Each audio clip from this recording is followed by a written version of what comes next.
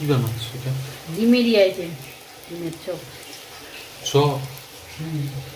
এই দেখো সবাই, এইখানে ডিমের চপ তৈরি হচ্ছে। আমি বাড়িতে আসলাম আস্তে আস্তে, এখন বাজে 9:30 রাত্রি। বাড়িতে আস্তে আস্তে 9টা, ফ্রেশ ফ্রেশ হয়ে এই সবে বেরোলাম।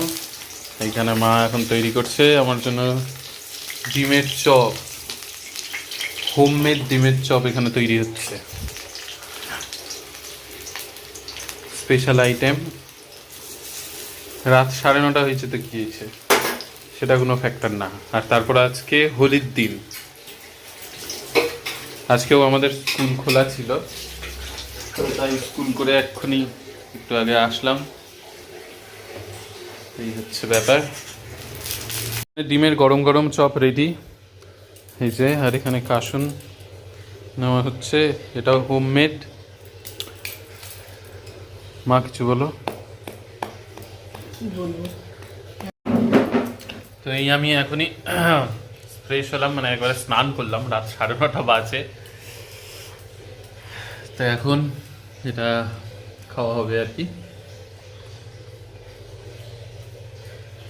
তুমিও খাও মা। চলো খেয়ে টেস্ট করা যাক কেমন হয়েছে।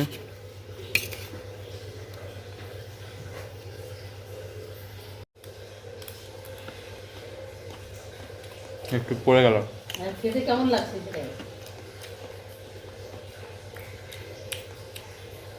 খেতে তো বেশ টেস্টি লাগছে, ভালো হয়েছে ডিমের চপ। তুমিও খাও, তুমিও আসো। খাবো, খাওয়া বাবা না তো বাবা খাবে কিনা। আর সবাইকে হ্যাপি হোলি।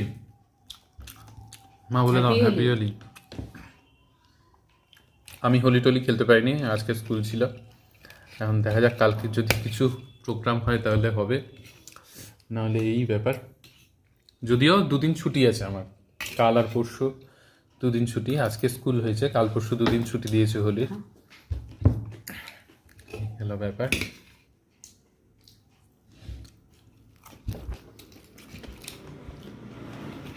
তো আজকে এই মিনি ব্লগটাই আপলোড করব। আর আজকের মেইন ভিডিও দিতে পারিনি, তার কারণই হচ্ছে এই যে সারাদিন স্কুলে ছিলাম, একটু আগেই স্কুল থেকে আসলাম।